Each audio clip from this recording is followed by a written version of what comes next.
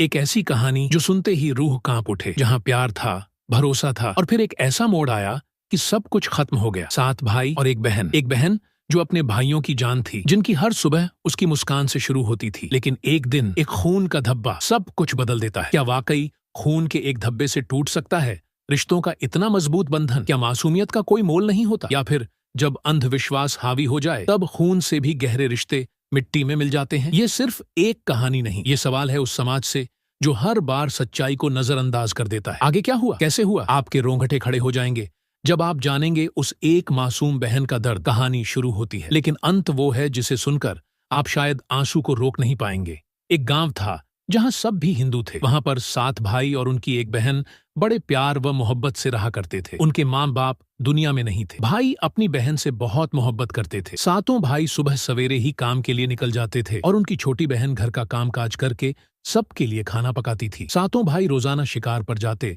और शिकार करके लाते। बहन को वो जानवर देते, वो बड़े मजे से खाना बनाती। ऐसे ही दिन गुजर रहे थे। एक दिन की बात है जब 7 भाई शिकार पर गए। शाम होने वाली थी। अब बहन अपने भाइयों के लिए खाने में सब्जी पका रही थी। जब वो साग काटने लगी तो साग काटते काटते छुरी लगने से उसकी उंगल कट गई। खून की धार बहती जा रही थी। वो परेशान हो गई कि मेरे भाई ये खून देखेंगे तो दुखी हो जाएंगे। ये देखकर वो चादर से खून साफ करने ही लगी थी। फिर उसको ख्याल आया कि मेरे भाई कपड़े पर खून के धब्बे देखेंगे तो पूछेंगे कि खून कहाँ से आया। अब उसके जहन में ख्याल आया कि मेरे भाइयों को तो खून यहाँ से साफ नजर आएगा। अब वो बेचैन होकर यहाँ वहां देख रही थी तो उसने थाल में साग देखा। उस साग से उसने ना रुकने वाले खून को उंगली दबाकर साफ करना शुरू कर दिया। जब तक खून रुका नहीं वो साफ करती रही। अब खून रुक चुका था, काफी देर हो गई थी। उसने सब्जी यूं ही पका ली। जब भाई शिकार से वापस आए तो बहन ने खाना उनके सामने रखा। उन्होंने मजे लेकर खाना खाया कि आज तो सब्जी बड़ी अच्छी बनाई है। खाना सारा खत्म हो गया था। बहन अपनी तारीफ पर खुश थी। उसके बाद 7 भाई सो गए। फिर वो अगले दिन उठे तो शिकार पकड़ने जंगल की तरफ चले गए। आज किस्मत से उनको कोई परिंदा या जानवर ना मिला तो वो आप थक हार कर दरख्त की छांव में बैठ गए। बातों ही बातों में वो रात के खाने के बारे में बात करने लगे थे कि ऐसा शानदार खाना आज तक नहीं खाया। उसमें न जाने कौन सा ऐसा मसाला बहन ने डाला होगा कि हम उंगलियां चाटने लगे थे। चलो आज घर जाकर अपनी बहन से मालूम करेंगे कि क्या है वो राज। शाम को घर आकर भाई बहन से पूछने लगे, बहन तुमने कल जो सब्जी बनाई थी उसमें कौन सा ऐसा मसाला मिलाया था? तो वो डर गई कि कहीं भाइयों को पता तो नहीं चल गया। तो वो कहने लगी, कुछ नहीं बड़े भैया, मैंने तो वैसे ही खाना बनाया था जैसे मैं रोज पकाती हूँ। तो उन्होंने कहा, चलो फिर ऐसे ही खाना बना लो, आज दिन उदास है, कोई शिकार भी नहीं मिला। तब बहन सब्जी बनाने लगी। जब 7 भाइयों ने खाना खाया तो वो बिल्कुल भी कल जैसा नहीं था। बड़े भाई ने कहा, बहन तुमने अभी जो सब्जी बनाई है वो कल जैसी बिल्कुल नहीं है, कुछ तो डाला था, तुम्हें मेरी कसम कि सच बोला। तो बहन ने डरते डरते सब कुछ बता दिया। अब 6 भाई तो हैरान थे कि बहन का खून खाने में मिला और खाना इतना लजीज हो गया। अगर इसके खून के कतरे सब्जी को इतना ज्यादा मजेदार बना सकते हैं कि हम उंगलियां चाटने लगे और बार बार दिल कर रहा है कि वही सब्जी हम खाएं और हमारी बहन में शावत और लज्जत भी दोगुनी होगी। अगर हम अपनी बहन का जिनाह कर लें तो कितना ज्यादा मजा आएगा। हम रोज इससे जिनाह करते रहेंगे। रात को सोने के लिए लेटे तो उन्हें नींद नहीं आ रही थी। रात को वो मंसूबा बनाकर सो गए और सुबह भोली भाली बहन जो भाइयों को बहुत चाहती थी प्यार से उन्हें गांव पर भेजने लगी। सबसे छोटा भाई जो 7वें नंबर पर था वो बहुत उदास था। वो उनके मंसूबों में शामिल नहीं था। वो 6 भाई एक तरफ थे और वो अकेला था। वो जालिम लोग जो अपनी नफसानी ख्वाहिश और पल भर की लज्जत के लिए अपनी सगी बहन से जिनाह करना चाहते थे। अब वो शिकार के लिए चले गए। शिकार के बाद उन्होंने एक ऊंचे टेले पर दरख्त से लकड़ी काटकर उसको ऐसे बनाया कि बहन को लगे कि वो रहने की जगह है। उनका इरादा ये था कि बहन को यहाँ लाएंगे, इसके साथ जिनाह करेंगे। अगले रोज भाइयों ने बोला, अब तुम बड़ी हो गई हो, तुम्हारी शादी की जिम्मेदारियां भाइयों के ऊपर है। हमने तुम्हारे लिए एक खूबसूरत और मेहनती लड़का भी देख लिया है। शाम को उसके घर जाएंगे। तुम भी सज संवर कर अच्छे कपड़े पहनकर हमारे साथ चलना। बहन शादी का सुनकर बड़ी खुश हुई। जल्दी से माँ के दुल्हन वाले कपड़े पहनकर वो तैयार हो गई और घर से निकल गई। वो 7 भाई और एक बहन पैदल चलने लगे। जब चलते चलते बहन थक गई तो उसने कहा, बड़े भैया मेरा होने वाला ससुराल कब आएगा? बड़े भाई ने कहा, बस सब्र करो, थोड़ा और चलो, अब हम उस जगह पर पहुंचने ही वाले हैं। भाई ने इशारा किया, वो देखो बहन, दूर छोटी सी पहाड़ी पर जो झोपड़ी है वहीं तेरे होने वाले शौहर का घर है। बहन खुश होकर तेजी से चलने लगी। बहन जैसे ही पहाड़ी पर चढ़ी बड़े भाई ने छोटे भाइयों को इशारा किया कि इसे रस्सी से बांध लो। बड़े भाई के हुक्म पर बहन को बांस के दीवार से बांधने लगे। 7वां भाई दूर ही खड़ा था। वो लरज रहा था और कांप रहा था। वो नहीं चाहता था कि उसकी बहन कत्ल हो, लेकिन वो अपने भाइयों से डरता था। अब मासूम बहन कहाँ मुकाबला कर सकती थी। वो शिकारी भाई जालिम बने हुए थे। उसको रस्सी से बांधा और अपनी बहन के सारे कपड़े उतार दिए। सबसे पहले बड़े भाई ने अपनी बहन के सामने खड़े होकर अपने कपड़े उतारने लगा तो उस बेचारी को पता लग गया कि मेरे साथ क्या होने वाला है। तो वो मजलूमा बहन हाथ जोड़कर बोलने लगी, तुम कैसे बड़े भाई हो, अपनी ही बहन के साथ जिनाह करना चाहते हो। उस जालिम ने एक ना सुनी। जैसे ही उन्होंने अपना काम कर लिया, फिर उस जालिम शख्स बड़े भाई ने दूसरे भाई को कहा, अब तुम्हारी बारी है, आ जाओ। बहन ने दूसरे भाई के सामने भी हाथ जोड़कर रहम मांगा, लेकिन वो बेरहम भी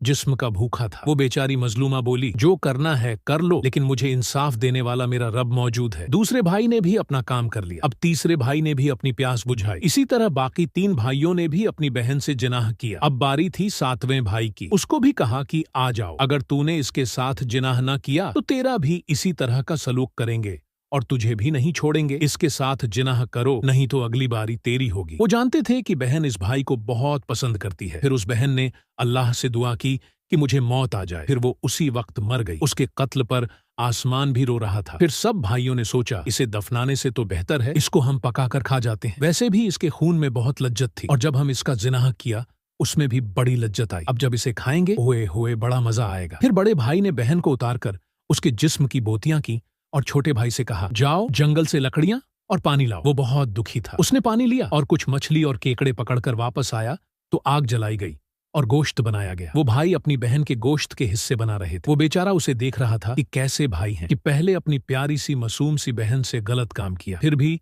इन खंजीरों का दिल न भरा कि बजाय दफनाने के अपने पेट की भूख मिटाने के लिए अपनी मुर्दा बहन को खाना बना रहे हैं। 6 भाई खाना खाने के बाद कहा, क्या ही उम्दा गोश्त था। अब बड़े भाई ने छोटे भाई से कहा कि हमारी बहन के जिस्म के बच्चे हुए हिस्से पड़े हैं, तुम इनको जमीन में दफना दो। बहन का सिर और बाल उसके भाई ने उस गड्ढे में डाल दिए और उसको बंद कर दिया। सारे भाई घर चले गए। बहन को मारकर कोई भी दुखी नहीं था सिवाय एक भाई के। 7वें भाई ने अपनी बहन की गोश्त को यूं ही गड्ढे में डाल दिया था, लेकिन अब वहां पर एक बड़ा सा पौधा निकल आया था जो कि गोश्त का पौधा था, और देखते ही देखते वो घना वृक्ष बन गया। वहां से किसी का गुजर नहीं होता था। एक दिन एक अल्लाह वाले वहां से गुजर रहे थे। उन्होंने इस अजीब दरख्त को देखा जिसमें गोश्त के टुकड़े लटक रहे थे। वो आम दरख्तों से बिल्कुल मुख्तलिफ था। ये सोचकर आपने अल्लाह का नाम लेना शुरू कर दिया। आपको वहां का माहौल कुछ अजीब लगा। आपने उस दरख्त के पास मौजूद गड्ढे को खोदा तो वहां से एक लड़की का सार निकला। ये देखकर आप समझ गए कि लगता है कि कोई गहरा राज है। आप वहीं दरख्त के नीचे बैठ गए और इबादत करने लगे। जैसे जैसे नमाज पढ़ते जा रहे थे, किसी के रोने की आवाज आती जा रही थी। आप समझ गए कि जो भी है मुझे इसकी मदद करनी है। 40 दिन और 40 रात आपने चिल्ले में गुजारे। चिल्ले के बाद आप वहां से उठे। आपने बांस के दरख्त से एक बांसुरी तैयार की, अपना लिबास बदलकर फकीराना लिबास पहना और बांसुरी वाले बन गए। अब आप हर गाँव में बांसुरी बजाते जाते। लोग फकीर समझकर भेज देते। इसी तरह न जाने कितने ही गाँव देख लिए और अब तक वो बात पता नहीं चली जिसके लिए अल्लाह वाले ने ये भेष बदला था। उन्होंने अल्लाह के आगे सजदा करके दुआ मांगी। किसी के साथ बुरा हुआ है, मैं इंसानियत के नाते इसकी मदद करना चाहता हूँ। अब आप उस गांव में पहुंच गए जहां वो जानिम भाई रहते थे, जो 6 भाई थे। अब उनकी शादियां हो चुकी थीं और अब सिर्फ 7वां भाई ही कुंवारा बचा था, जो कि बहुत ही गमगीन रह रहा था। अल्लाह वाले बांसुरी बजाते सबसे पहले उसके घर के सामने गए। तब बांसुरी से आवाज आई, यही सबसे बड़ा दुश्मन है। दरवाजे पर यह आवाज बड़े भाई ने सुनी तो उसने उस आवाज को पहचान लिया। उसके पसीने छूट गए। उसने अपनी बीवी से कहा, इस फकीर को भीख देकर भेज दो, जल्दी निकालो इसे यहाँ से। इसने ऐसा ही किया। वहां से अल्लाह वाले आगे बढ़े। दूसरे भाई का घर था। बांसुरी से फिर इसी तरह दर्द भरी आवाज निकली। दूसरे भाई का भी हृदय अमल पहले भाई जैसा ही था। इसी तरह अल्लाह वाला बांसुरी बजाते बजाते 6 भाइयों के घर गए। वो सब खौफ से कांप रहे थे कि अब तो बस्ती वाले हमारे इस गुनाह के बारे में जान जाएंगे। इसके बाद अल्लाह वाले सबसे आखिरी 7वें भाई के दरवाजे पर पहुंचे। एकदम बांसुरी से आवाज आई, अल्लाह वाले देखें, ये है मेरे छोटे भाई का घर जिसने दिल में गहरा राज छुपाया है। उस हादसे को अब तक नहीं भूल सका। इस बांसुरी से आती आवाज 7वें भाई ने सुन ली। वो मुसलमान का दुश्मन नहीं था। वो जानता था कि फकीर मुसलमान है। अल्लाह वाले ने उसको इज्जत दी। अल्लाह वाले से मिलने से पहले वो बहुत परेशान था। उसने कहा, आप मुसलमान लगते हैं। मैं बहुत अरसे से दिल में एक राज छुपाकर बैठा हूँ, मगर मैं आपको बता नहीं सकता। कलमा पढ़ना चाहता हूँ, मुझे नींद नहीं आती। आपने कहा, अगर तुम दिल से मुसलमान होना चाहते हो तो मैं इसी वक्त तुम्हें कलमा पढ़ा सकता हूँ, लेकिन तुमने इस्लाम के रास्ते पर चलना है, झूठ नहीं बोलना है, हमेशा सच का साथ देना है, हमेशा अल्लाह से डरना है। उसने वादा किया। उसके बाद आपने कलमा पढ़कर उसे मुसलमान कर दिया। उस रात आप वहीं पर रहकर इबादत की। छोटे भाई ने भी नमाज पढ़ी। तहज्जुद के वक्त उसने पूछा, हजरत ये बांसुरी आपके पास कहाँ से आई? तो अल्लाह वाले ने अपनी सारी वारदात सुनाई। फिर वो बोला, इसे कुछ काम है, ऐसा करो, इसे बहुत संभाल कर रखना और इसे किसी को नहीं देना। ये बहुत ही कीमती बांसुरी है। मैं जब वापस इस बस्ती में गुजरूंगा तो तुमसे ले लूंगा। ये कहकर वो चले गए। वो भाई इस बांसुरी का ख्याल रखता रहा। वो नमाज पढ़ता तो उसे सुकून आ जाता। जो सालों से बेचैनी थी वो अब खत्म होती जा रही थी। कुछ ही दिनों के बाद अल्लाह वाले उसके पास आए। छोटे भाई ने सारी कहानी बताई कि कैसे इसकी बहन के साथ गलत काम करके कत्ल कर दिया गया, फिर उसको पकाकर खाया गया और उसके बाकी जिस्म के टुकड़ों को मेरे हवाले कर दिया गया और मैंने वहां पर दफना दिया था। फकीर ने कहा, तुमने कोई गुनाह नहीं किया, लेकिन तुमने हक के लिए आवाज उठाई है और अब तुम मुसलमान हो गए हो। पहले तुम तो लाइल्म थे, पहले दौरे जहलियत में थे, लेकिन अब तुम अल्लाह के नेक बंदे हो, इसलिए अपनी बहन की मदद तुम्हें करनी है। उसने कहा, हजरत हमें क्या करना होगा? अल्लाह वाले ने कहा, सबसे पहले हम उसके लिए नमाज के बाद दुआ करेंगे। आपने दुआ की, या अल्लाह तू गफूर और रहीम है। आपके दिल में क्या था वो लड़का नहीं जानता था। वो छोटा भाई दुआ करते करते रो दिया और कहा, अल्लाह वाले, आपने मेरी बड़ी मदद की है, मेरी बहन को दुनिया में वापस ला दीजिए। मेरे दिल में बहुत जख्म है, मेरे भाई इसके मौत की वजह है। आपने मुझे मुसलमान तो बना दिया, बस मेरी बहन को ला दे। अल्लाह वाले बोले, बेटा मैं तो एक अधना सा आलिम हूँ, जिंदगी और मौत तो अल्लाह के हाथ में है, मैं कुछ नहीं कर सकता, मुझे तो बस इस काम के कर रोने लगा। अल्लाह वाले ने कहा, मैं तुम्हारे लिए दुआ करता हूँ कि अल्लाह तुम्हारे दिल को सुकून दे और तुम्हारी बहन के कातिलों को सजा दे। अल्लाह वाला जा चुका था, मगर अल्लाह का इंसाफ होना था। इन 6 भाइयों की जिंदगी